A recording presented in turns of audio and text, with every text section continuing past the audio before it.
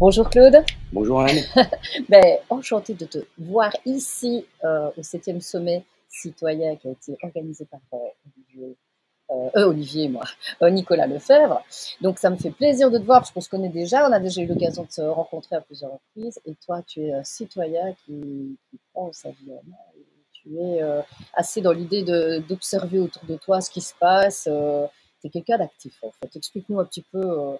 Ouais, j'essaie comment dire ça, de donner de l'information pour que il y ait une prise de conscience collective par rapport au monde qui nous entoure, économique, politique, social, et essayer d'amener des changements positifs à la vie de tous les jours de ce qu'on est, c'est-à-dire des êtres humains en chair et en os. Donc remettre l'humain au centre de voilà, l'histoire. le vivant. Le vivant. Voilà. Ok. Alors donc toi, pour avoir une idée, donc tu es un citoyen qui est déjà sorti un petit peu du système. Hein, tu mets des choses en place pour mettre, en tout cas, pour sortir de plus en plus du système.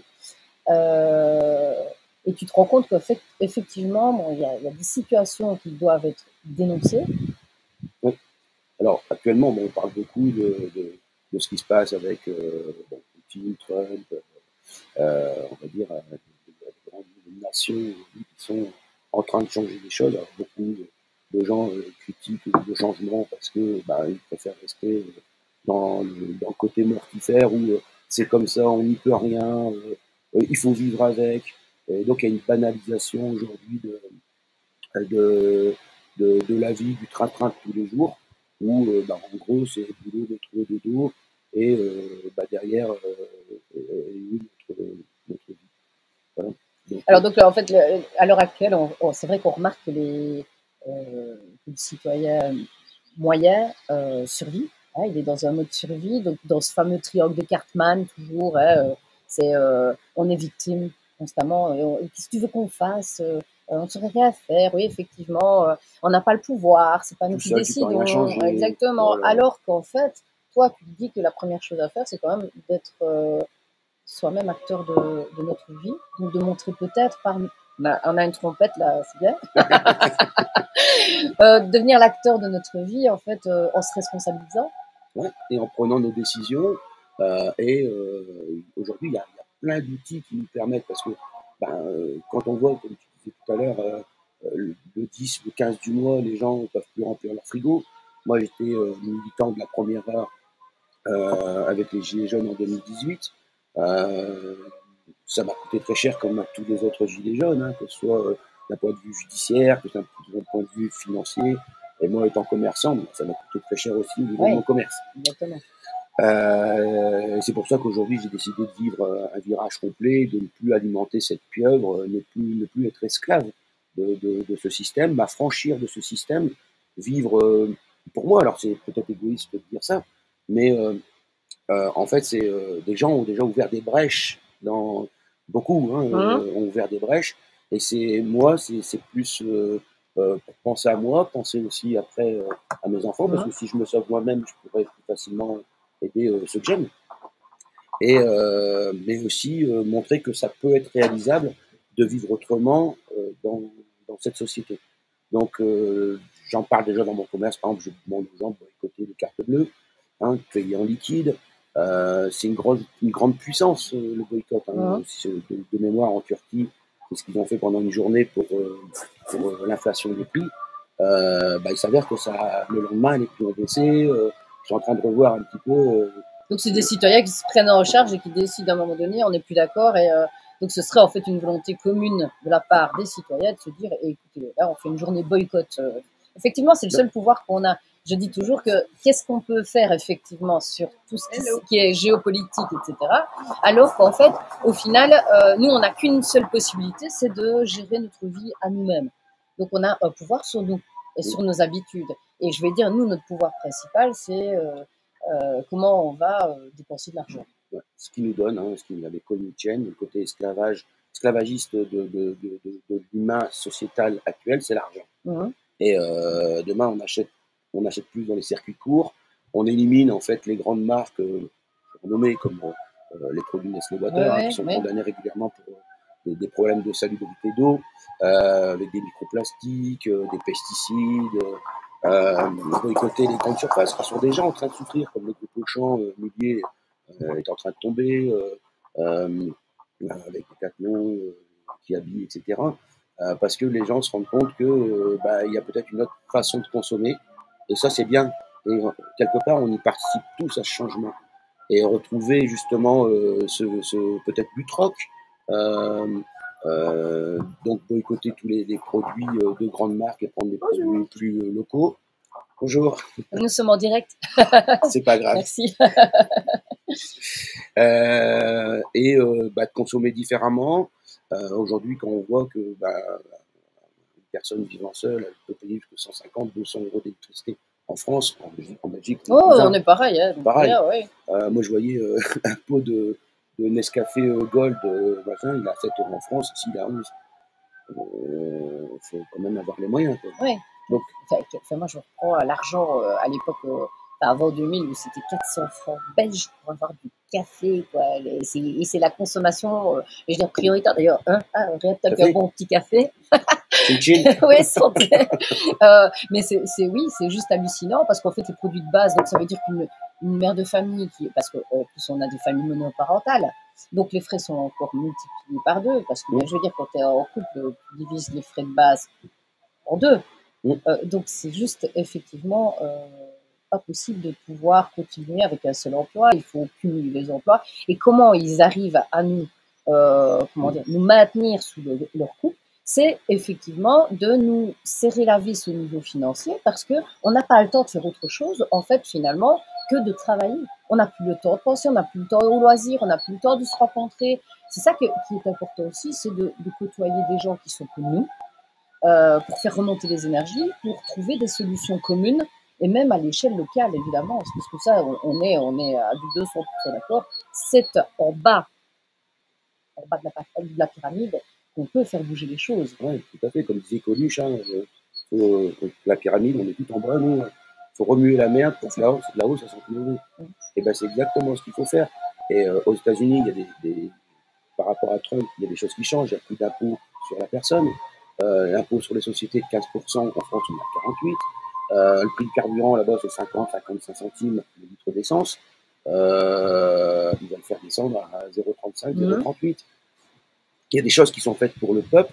Ok, c'est Great America Again, voilà, ok. Mais ce qui se passe aux États-Unis, ça va être visible par le monde entier, la France, parce que c'est un vecteur de communication mondial, avec le pétrodollar, le cinéma, la publicité, etc., etc. Et donc, ça va automatiquement réveiller des consciences en France en disant, attendez, pas normal, nous, on est chargé à 50%, donc tout ce qu'on produit, moi, je fabrique un burger, en gros, j'en laisse un pour l'État. Et derrière, il y a encore les charges, il y a encore tout ça à payer, il reste quoi? Donc, en fait, on travaille, en gros, pour un SMIC, tu as 11,50 €, et tu te restes 3,50 € dans ta poche. Et tu deviens esclave. Le travail, c'est l'étymologie, c'est l'esclavage, tout simplement. Pour avoir de l'argent, alors tu te dis, comme à une époque, les femmes vont s'émanciper, c'est quelque chose qui a été créé. Mais oui, les Rockefeller étaient derrière en train de... Les féministes et tout ça, ça a été subventionné, créé, pour justement dire, vous êtes la femme, fumez des cigarettes, la famille du consentement, vous allez voir, vous êtes enceinte, mais vous êtes grâce à la cigarette, vous allez trouver une taille de guêpe. Et tout ça, c'est un conditionnement des gens. Et moi, je vois ici dans beaucoup de conférences, c'est beaucoup de gens qui sont retraités, qui ont du temps. Et de ce fait, ils prennent du recul, ils lèvent la tête du guidon, puisqu'ils ne sont plus dans le guidon, ils ont travaillé toute leur vie. Et ils disent, mais il y a un truc qui n'est pas normal. On est la seule espèce au monde à travailler pour pouvoir boire et se nourrir. Ça. Et alors qu'on est soi-disant espèce supérieure. Quelque part, il y a un problème.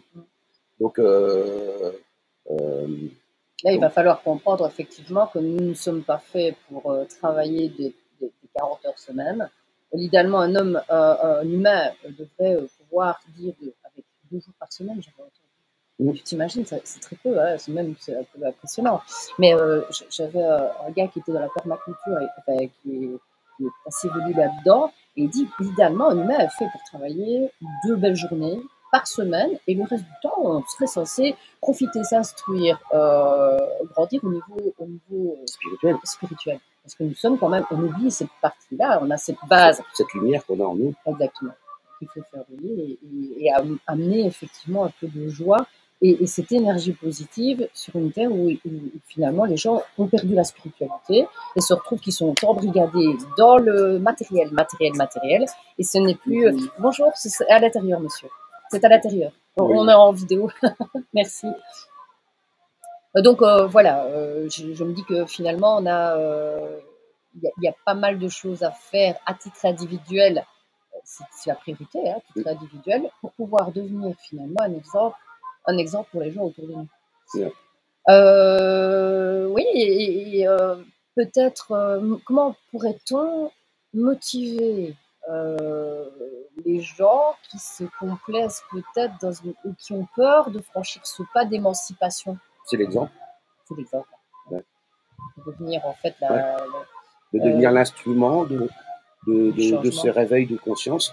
Et c'est pour ça que moi aujourd'hui, depuis quelques années, j'ai décidé de rompre avec le système matérialiste, capitaliste, dans lequel je me suis fourvoyé, comme tout le monde, parce qu'à un moment donné, voilà, on est plein de projets, plein de motivations, etc.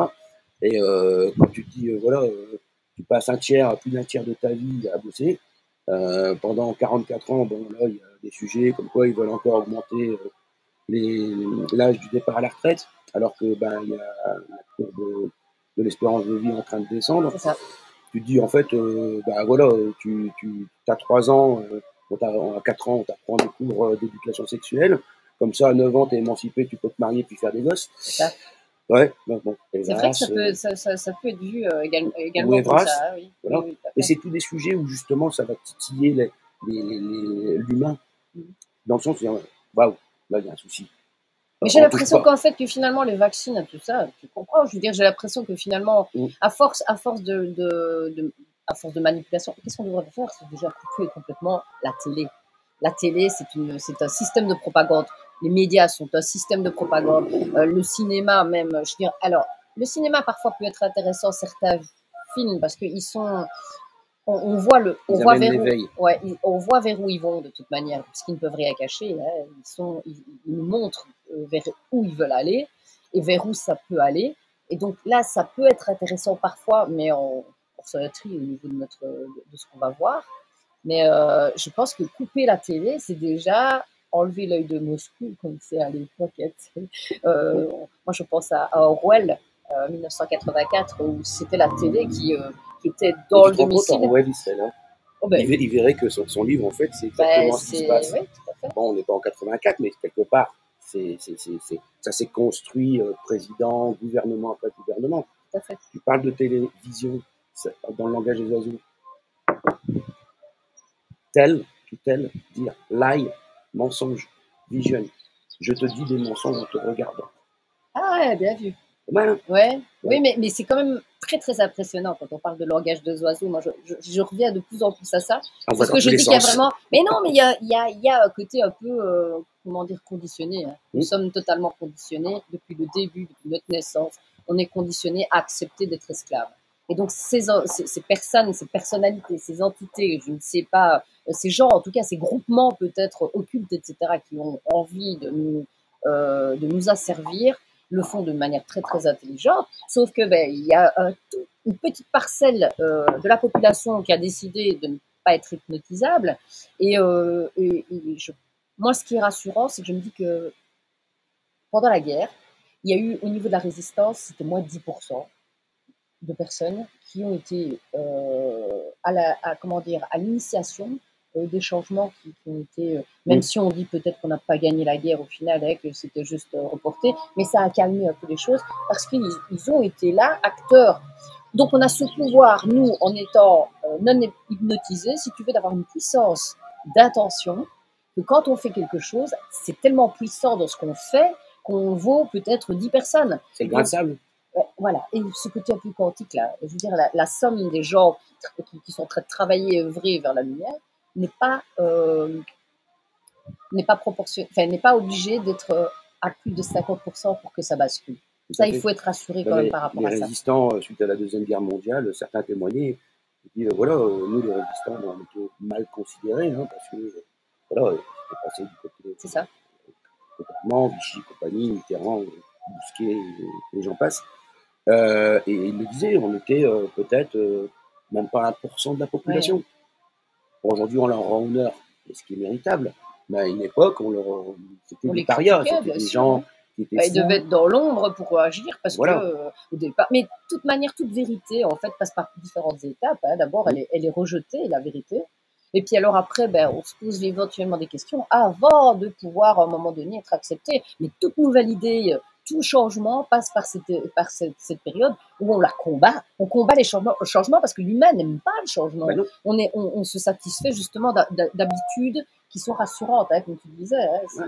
Et tu parles de vérité, les vérités arrivent, par exemple, du côté américain, par la déclassification de certains dossiers. La commission Warren, Martin Luther King, l'affaire Epstein, Kennedy, JFK je pense que le 11 septembre va sortir d'ici peu aussi. aussi. Donc là, il va y avoir un réveil parce que les gens vont vraiment comprendre, mais de façon claire et nette, que vous remontez. Mais tu Donc, t'imagines, alors donc tu il vois, y en a certains qui vont rester dans le déni, on est bien d'accord. Il y en a d'autres qui vont être sous le choc. Parce que moi, je dis toujours, le citoyen, c'est comme une personne qui est en choc post-traumatique. Donc quand tu te rends compte qu'on a abusé de toi, je veux dire, c'est pas au moment où on abuse de toi qui est le plus difficile, c'est la reconstruction. C'est quand tu t'es rendu compte qu'on s'est mais foutu de ta gueule pendant des années. c'est exactement C'est la violent, même hein, chose entre les relations avec les humaines pervers ou, narcissiques, et etc. Oui, voilà, ou exactement. C'est le relations même, amoureuses. C'est exactement, la même chose. c'est le Ou même même mode de les amis, fonctionnement. c'est exactement la même chose. Oui, donc je pense qu'on va ramasser quand même une partie de la population qui va être vraiment désemparée, qu'il va falloir soutenir d'une manière ou d'une autre, parce que si on ne la soutient pas, cette partie de population, c'est la guerre civile. Donc je veux dire, il va falloir qu'on gère Mm.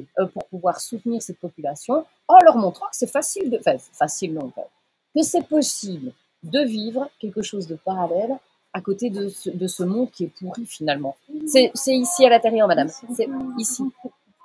Donc voilà.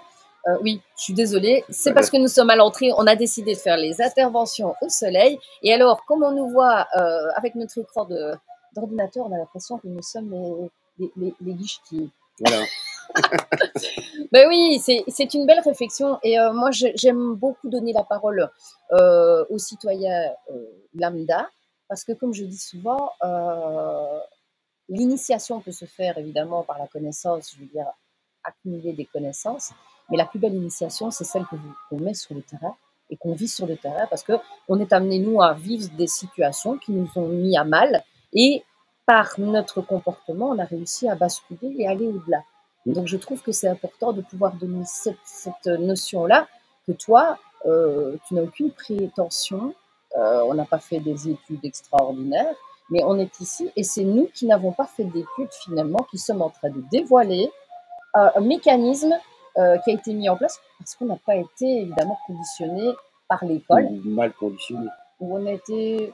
À un moment donné, on a remis les choses. Oui, s'est on posé était des questions. Oui, on était Tu des vois. petits canards, des petits canards noirs. Et c'est pour ça je fais la différence entre les gens intelligents et les gens cultivés. Oui, tout à fait. Oui. Hein, quelqu'un cultivé, c'est quelqu'un qui va apprendre à l'école, qui va retenir, qui va pouvoir retient les informations, retranscrire quelque chose qu'il a appris, mais c'est pas une réflexion qu'il aura eue lui-même. Et déjà se poser, comme moi j'étais militaire, on me dit toujours commence à réfléchir, c'est commencer à désobéir. Ah oui, c'est une phrase que j'ai mis sur un de mes posts, effectivement, oui, je trouve ça aussi. Oui. Et donc on en est là. Et le grand réveil, le monde va changer, le monde va partir vers vraiment quelque chose de souverain, où on va respecter le végétal, l'animal, l'humain. Et moi j'essaie de me projeter là-dedans parce que on vit vraiment dans une société matérialiste où les gens perdent leur lumière et la spiritualité. Et de ce fait-là, c'est par là, madame. Je suis désolée, c'est par là. Et de ce fait-là, ils perdent leur humanité. On vit dans un monde de consommation. Tiens, bon, la tasse, elle est fêlée, je la jette. Mais que ce soit dans les relations amoureuses ou dans les relations amicales, on s'en fout. C'est pas grave. On ne fait pas d'efforts. Voilà. On ne fait plus d'efforts. On est dans la surconsommation à tout niveau. Et après, d'un point de vue médical aussi, il y a beaucoup de gens qui sont de plus en plus névrosés parce que cette société crée tellement de pression au niveau, toujours pour avoir la même chose, de l'argent, pour pouvoir nourrir ses enfants, nourrir ses animaux, et puis aussi dire, tiens, je vais aller aider des gens que ce soit des voisins, tout ça. Mais à un moment donné, il faut d'abord s'aider soi-même. Exactement. Il faut aider notre pays, il faut couper la tête du serpent. Mmh. Et là, on pourra vraiment aller aider des pays qui sont en difficulté ou même des gens qui vivent au coin de notre rue, qui n'ont rien. Mais nous-mêmes, on est dans ce cas-là. Moi, je vais au magasin, je paye en liquide. Bon, des fois, j'ai plus de liquide, ça m'arrive. Bon, je tire une carte quand même, quoi, tu vois. Mmh. Mais Mais faire déjà la démarche de changer ses habitudes. Parce que, alors, au niveau spirituel, comme je dis aussi, c'est quand tu vas hors de ta zone de confort, qu'il y a une zone de miracle. Mm. Tu ne peux pas changer quelque chose en gardant les mêmes habitudes. On ne peut pas changer un système si on reste dans les mêmes habitudes. C'est en décidant à un moment donné de changer d'orientation qu'on va avoir cette possibilité éventuelle, et tant mieux, et si ça arrive, hein, ce qui risque d'arriver au final, c'est que quand tu sors de ta zone de confort, là, tu amènes quelque chose d'autre. Ce n'est plus ce que tu as habituellement, c'est autre chose qui arrive. Voilà. Et c'est Ouais. pour ça que je laisse toujours un peu de monnaie, 10 centimes, 20 centimes, 50 centimes. C'est pas certes grand-chose, mais je vais dessiner c'est vrai qu'on nous prend pour le guichet là. Et c'est pas grand-chose, mais c'est un geste et je le montre. Et je fais remarquer aux gens qui arrivent derrière avec leur carte bleue en disant voilà, une fois que tout sera numérique, On ne pourra plus faire ce de petit petites plaisir, règles, pas donner d'argent à ses enfants, voilà. pas donner un petit sou à une personne qui sera en difficulté, parce que tout sera comptabilisé et on te posera des questions sur ce que tu fais, comment Voilà. tu dépenses. Et on en revient toujours au boycott. Il faut boycotter certains produits, essayer d'acheter des produits plus qualitatifs que quantitatifs, Ouais, se libérer de tout le carcan matériel. Et c'est d'ailleurs manger en conscience, faire tout en voilà, conscience, vraiment. sur quoi je suis en train de me préparer pour préparer mon grand départ et mon grand voyage. Parce que je ne vais pas attendre d'être vieux et sénile. Hein, 50 ans, donc j'espère qu'à 51 ans, je serai sur les routes, découvrir des gens, des cultures, des plats, des bâtiments, des architectures, etc. Et puis bosser peut-être 2-3 mois dans l'année. En fonction de ce que tu auras besoin. J'ai besoin. Voilà. Et pas du surplus nécessairement. Il n'y a pas besoin de surplus. Qu'est-ce qui est l'essentiel et d'ailleurs, dans la nature, c'est comme ça. Qu'est-ce qui est essentiel? C'est un abri, de la nourriture et de l'eau. Et bon, l'humain se reproduit. Donc, je veux dire, et ça fait partie du cycle de la vie. Donc, et la sociabilité, c'est important. Donc, voilà. Il y a une pyramide, c'est la pyramide de Maslow, où on donne les besoins et l'importance des besoins et de voir ce qui nous convient, ce qu'on a besoin. Et c'est tout, on n'a pas besoin de plus au final. Mais attends, moi je suis désolé, je ne suis pas d'accord du tout avec toi, Anne. Non, mais attends, attention. Moi, demain, il n'y a plus à manger, je m'en fous, j'ai des gaz de billets, je me nourris avec. Ah oui, c'est ça. Voilà. Moi, je mange du capital pour ma santé. Exactement. Non, mais tu vois, à un moment donné, c'est. Mais surtout que ça n'aura plus de valeur, tu vois, c'est du papier. Ça reste du papier. C'est eux qui l'impriment, c'est eux qui donnent la valeur, c'est eux qui créent la dette. Oui. Et cette dette, elle nous a servi, elle fait peur aux gens, on nous a fait peur avec le coco. Bon, aujourd'hui, je pense que guerre, celui qui n'a pas compris que c'était une grosse arnaque, que le vrai poison, c'était le vaccin. Derrière, après, on nous fait peur avec il va manquer d'électricité. L'année dernière, il y a une ministre. Les tsunamis que j'ai vus, hein, les tsunamis maintenant, voilà. les tsunamis en France, les incendies en Belgique, et des trucs que tu te dis, ouais, ok, ça va. Je crois que c'est Pénigaud, mais je suis pas sûr. Ministre française, il pleuvait tout le temps. On nous a dit qu'on allait tomber en époque de sécheresse, et elle nous a sorti que c'était de l'eau sèche. Oui, c'est ça. C'est de l'eau lyophilisée. Donc, et les gens se rendent pas compte. Ils regardent plus le ciel. Des lignes d'avions qui restent suspendues pendant des heures et des heures, alors que c'est de l'eau à moins 30, moins 50, ça devrait tomber. Non, ça reste suspendu, ça s'étale, ça voile le soleil. Et c'est pas quelque chose que tu inventes ou j'invente, puisque Bill Gates en parle lui-même dans ses conférences. Oui, les brevets sont déposés, hein, mais maintenant c'est pas facile pour tout le monde d'intégrer parce que ça voudrait dire que le gouvernement ment. Et gouverne ment. Oui, et voilà. Parle le menton. Exactement. Mais de nouveau, c'est le langage des oiseaux. Il faudrait peut-être être un peu plus amené à écouter et voir là où il y a une programmation qui se fait, enfin un programme qui s'installe chez nous, devenir même au niveau de notre langage un peu plus souverain. Et je me rends compte, on le fait souvent. On utilise des mots en ment, en sion. Ce sont des mots qui sont galvaudés. Ce sont des mots qui ont une énergie. Parce qu'il faut bien se rappeler une chose, c'est qu'au début était le verbe. Donc, je veux dire, là, il faut quand même qu'ils le savent. Ils savent. Ils savent beaucoup de choses qu'ils nous cachent. Et ils sont beaucoup plus finalement beaucoup plus intelligents au départ que certains, que la population. Et si nous, on peut essayer de reprendre ça et de l'utiliser contre eux, c'est une arme. On sait que le langage, on sait que nous avons cette possibilité aussi de se dématrixer. Oui. Que ce soit au niveau des technologies, il y a l'hyperloop qui arrive, les essais sont faits, des avions qui sont capables de faire le tour du monde en 2 heures, 2h30. Et les trains aussi, les trains, j'ai vu qui existent déjà Hollande, en Asie. Hein. Lisbonne, Ouais. en 1h30, 2 heures. En c'est ça. Asie, ils développent ça. Et aujourd'hui, on est tenu par une énergie que l'on paye, comme on paye l'eau, on paye le feu, on paye. Ils veulent même bientôt nous faire payer l'air Ouais. avec des taxes, la taxe Carbone, vivant. enfin oui, c'est ça. Voilà. Donc c'est déjà le cas en Allemagne, je crois que c'est 100 ou 130 euros pour un chien. Ils nous font payer donc aussi l'eau, mais il y a des éléments qui existent au niveau énergétique qui sont infinis, qui sont là autour de nous. Et ça, on veut pas. Des technologies qui sont déjà Voilà. là, qui ont déjà été découvertes de toute manière, mais qui ont été occultées. Brûlées. Mais pourquoi? Oui, brûlées souvent, oui. Pourquoi? Parce que ça rapporte pas, parce que c'est gratuit. Donc je veux dire. J'ai revu un vieux, une vieille, un vieux journal de 1983, je crois. Donc le présentateur, TF1, parlait d'un gars, il avait une Renault 18 et il avait le moteur Pantone, la technologie Pantone, modifié son véhicule et il roulait à l'eau. Donc c'était en 80, donc on est quand même en 2025. Oui. Sachant qu'en 2000, on nous a dit qu'on n'allait plus avoir de carburant. Mais on n'a rien fait comme progrès au niveau des véhicules, entre nous. Alors, on a fait des progrès pour plein de trucs, mais les véhicules, c'est resté vraiment très, très statique. Et l'énergie, c'est vrai que c'est resté vraiment très statique, alors qu'en fait, il y a des possibilités. Voilà. Et tout ça, c'est le nerf de la guerre. Et ce qu'il faut aujourd'hui, c'est. Et le problème, c'est qu'on est on est fortement muselé, soit en Belgique ou en France, pour dire, ben voilà, on va se rassembler tous une journée, mais chez nous. Voilà, on boycotte tous les magasins, tous les restaurants, tous les. Le cinéma, etc. On va se faire une bonne balade. Voilà, on bloque nos cartes bleues pour une journée, zéro consommation. Oui, je suis complètement d'accord. Et là, les gens, voilà. On devrait faire une journée mondiale anti-consommation. Ouais, comme on fait une journée de la femme, alors que c'est toute l'année, la journée de la femme. Oh, comme tu fais, là. T'as vu, je sais bien le faire. Ouais, c'est bien. Bah écoute, tout grand merci, Claude, pour ce petit échange. C'était enrichissant. Pareil.